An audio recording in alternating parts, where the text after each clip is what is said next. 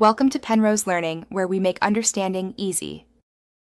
In this video, I will explain how to reset your Chrysler Pacifica oil light.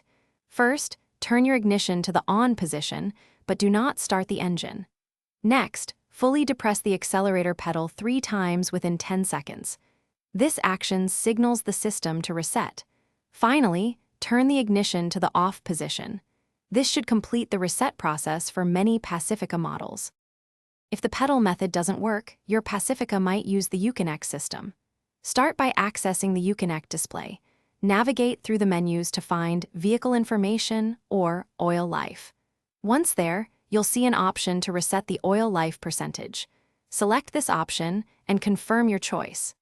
This method is common in newer models and provides a clear digital confirmation. After attempting either reset method, it's crucial to confirm success. Start your Pacifica's engine and observe the instrument cluster. The oil change indicator light should now be off. If the light persists, simply repeat the reset procedure you just performed. Sometimes it takes a second attempt to register correctly. Always ensure the light is off before driving.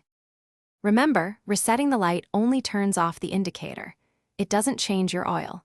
Always perform an actual oil change before resetting the light to ensure proper engine health.